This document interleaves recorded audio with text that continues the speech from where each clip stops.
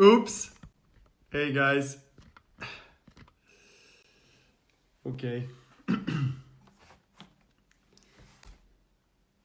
Hello everyone. Good to see everybody. Thanks for joining in tonight. Exciting to do another Instagram live.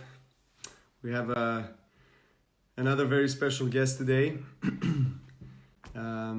His name is Jim Kwik, and he's a brain expert, and we're going to learn a lot of very useful things about our brain today. How to learn better and faster, how to memorize better, how to activate our superpower, our super brain, how to read more words per minute. We're going to learn what are the best foods and best nutrition for our brain, and many other things that that Jim is going to share with us.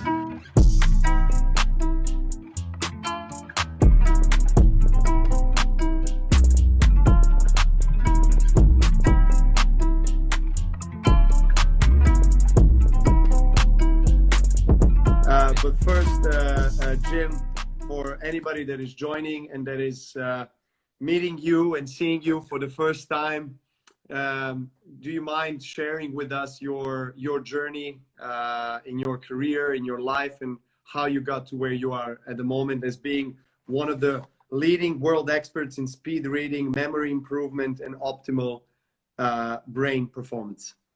Absolutely. Well, it's a real pleasure to see everybody here, and thank you for tuning in.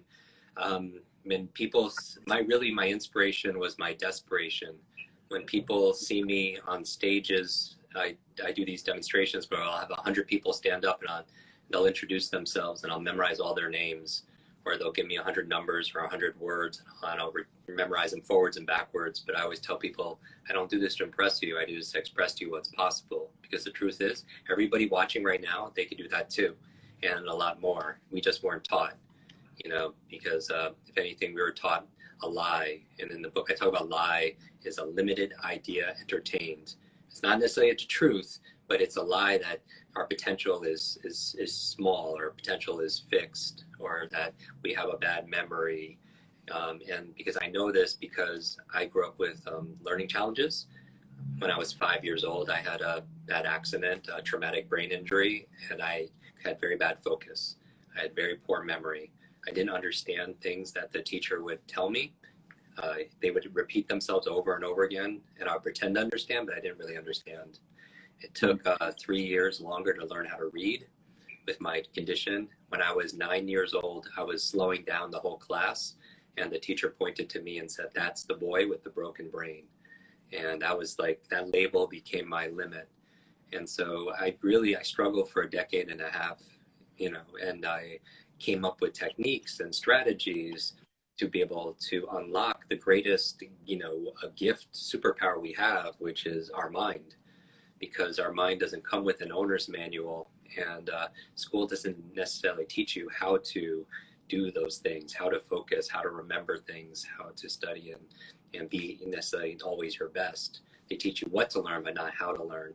And so I devoted my life and my mission the past 28 years to teaching people how to unlock this incredible brain that they have. Everyday people, any age, any background, any career, any education level, financial situation, gender, history, everybody has this power.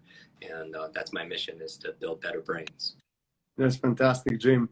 Thanks for sharing your journey with us. You say quite often, if knowledge is power, learning is superpower. How do we learn better? How do we learn faster? How do we activate that superpower, that super brain? Yeah, we all have this limitless brain, this super brain.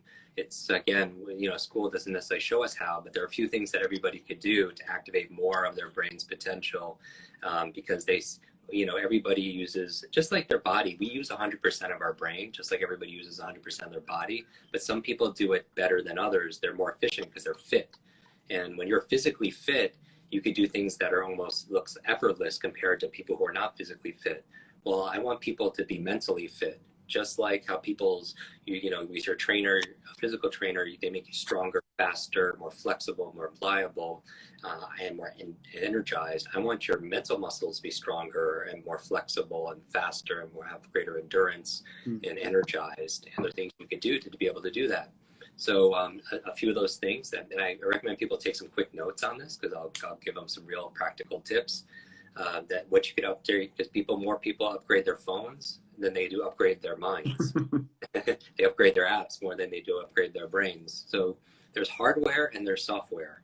And so in the podcast and the programs you mentioned in the book, we teach them how to remember names, how to learn language, how to give a TED talk from memory, how to read faster, how to focus. But there's also have to take care of the hardware.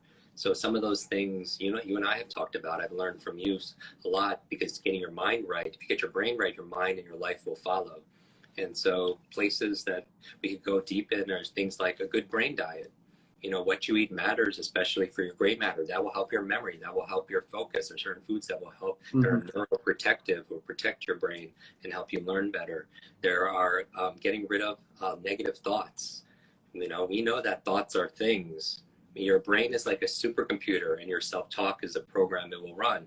But if you tell yourself, I'm not good at remembering people's names, you won't remember the name of the next person you meet, because you program your supercomputer not to. And so you want to be careful with your thoughts. When people come to me and they say, Jim, I'm too old, I'm not smart enough, I say, stop. If you fight for your limitations, you get to keep them. If you fight for your limits, they're yours. And so many people talk about what they can't do. And I would just change it a little bit and be aware. So if you say, I don't have a great memory, add a little word like yet. I don't have a great memory yet, because it opens up possibility. If people truly understood how powerful their mind is, they wouldn't say or think things they didn't want to be true. And that's not to say you have one negative thought and it ruins your life, any more than eating just that one donut will ruin your life. But if you do it consistently, it makes it won't give you your best. So good diet, reduce negative thoughts. Another thing, physical exercise. We know that physical exercise is good. Whatever was good for your heart is going to be good for your head, because you have more blood flow, more oxygen. When you exercise, you create brain-derived neurotropic factors, which is BDNF, which is fertilizer for new brain growth and new connections. And when people listen to a podcast or they listen to an audiobook, it's been shown if you do it on an elliptical or you do it during a walk, you'll actually retain more of it also. We know that people like the individuals like Steve Jobs and people talking about walking meetings, don't sit in a stale, room with bad lighting and everything. If you want to do walking meetings, you're more creative. You get fresh air, you get sunlight, you have bigger thoughts. So exercise, good for the brain. As your body moves, your brain grooves. Another thing you can do for your brain, besides good brain diet, reduce negative thoughts and exercise, if you need to, some people might need to supplement. They might need to supplement because their diet doesn't have good omega-3s or good DHA. And so that's the number one, I think, supplement for the brain is DHA, because your brain is mostly fat. And most people don't have enough in their diet. I always prefer people get it from food, but most food, it doesn't have what, nowadays, it wasn't what it was like generations ago, as you know. And that's number 4 is maybe supplement. Number 5 is a positive peer group. Good for your brain is being around good people, because who you spend time with is you become them. They say, be careful if you spend time with 9 broke people, because you're going to be number 10. Because part of your brain, how your brain works, is you have something called mirror neurons. Like you look into a mirror, you start imitating people unconsciously you spend time with. So you start doing the same habits, the same language, you start eating the same foods, you start doing everything as the people you spend most time with. And so you want to be careful. It's not just your neurological networks, it's also your social networks, because who you spend time with, who you become. And we all need to be around people who encourage us. This is why I love you and your messages and your lives. You empower people. You want to be around people who challenge you, who encourage you, who cheer you on, right? Because, and if you haven't found that person in your life, be that person for somebody else, and especially be that person for yourself, So that's number 5 is just positive peer group, good friends. Also 6, I would say good for your brain is a clean environment. when you clean your office, or you clean your desktop, or you make your bed, you have clarity of thought. You know, your external world is a reflection of your internal world. Mm-hmm. You know, when you clean things off, you have better focus. And so, you know, I always have my morning routines that I do, and one of the things, I make my bed, because how you do anything is how you do everything. So train yourself to be excellent, and coming back to a clean environment. When you go back to bed, you come back to success. You know, clean environment. And then finally, 7, I would say sleep. Most people are not getting quality sleep, and you know this. Yes. You know, your whole life, when you don't sleep the next day, not just physical toll, there's a mental toll. You don't have good focus, you know, you don't have good memory, you don't make good decisions. And so optimize your sleep, prioritize your sleep. For your brain, the reason why, we know, you know, when you get into good sleep, deep sleep, your body regenerates, but it's also very important for your brain, because it's where you consolidate short to long-term memory. If people have long-term memory issues, they can't remember long-term, check your sleep, because that's where you build long-term memory, in your sleep. Second reason you sleep for your brain is where you clean plaque out of your brain that leads to Alzheimer's, dementia, beta amyloid plaque. That's when your sewage system kicks in, when you sleep. And I lost my grandmother to Alzheimer's, so it's something I'm very passionate about. So sleep. And also, another good thing for your brain, when you sleep, you dream. You know, you spend 20 years of your whole life sleeping, maybe 3 to 5 years of your life dreaming. And dreaming is where magic happens often. It's when you learn and work all day, your brain doesn't shut off at night. It comes up with new ideas and solves problems in your life. People don't know, but Mary Shelley came up with Frankenstein in her dream. You know, Paul McCartney came up with the song Yesterday in his dream. Jack Nicklaus was doing bad in golf. He was shooting high 70s and for a big slump. And then he had a dream about changing his grip. And all of a sudden, the next day, shot 65. You know, he's back on it, because it's your mind. So what is everybody dreaming about? But it means you must get sleep, you know, REM sleep. And so that's 7. And we talk about in our podcast and program how to get optimal sleep.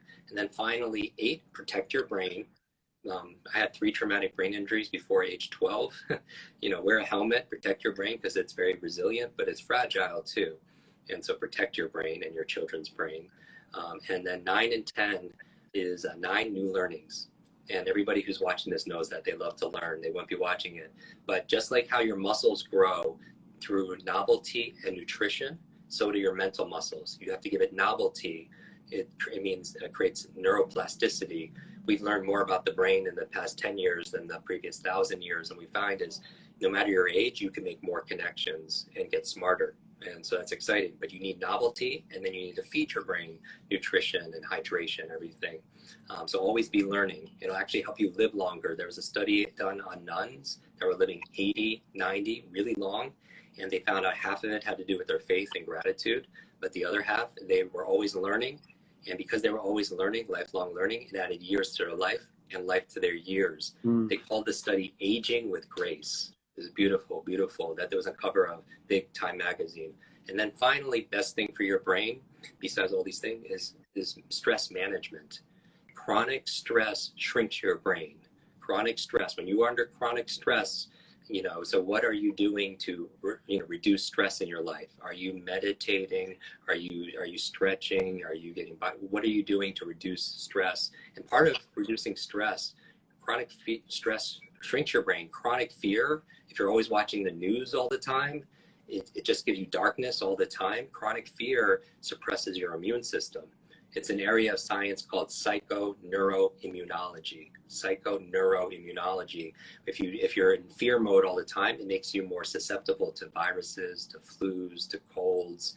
And so you want to make sure that I would stand guard to your mind, what you're feeding your mind. Because sometimes if you overindulge in darkness, there's an algorithm to your mind, like there's an algorithm to Instagram. If you just like all the tennis posts, it will show you more tennis posts, right? If you watch all the tennis videos, the algorithm will feed you more what you engage with. Well, same thing with the human mind. If you're just feeding it fear and darkness and sickness, it'll just start newsfeed through your mind. That's all you see. And then what aren't you seeing? You're not seeing what you could be grateful for. You're not seeing opportunity. You're not seeing, possibilities. So, control what goes in to lower your stress. So those are just 10 things I would say would help the human brain have better focus, have better memory, and just work better.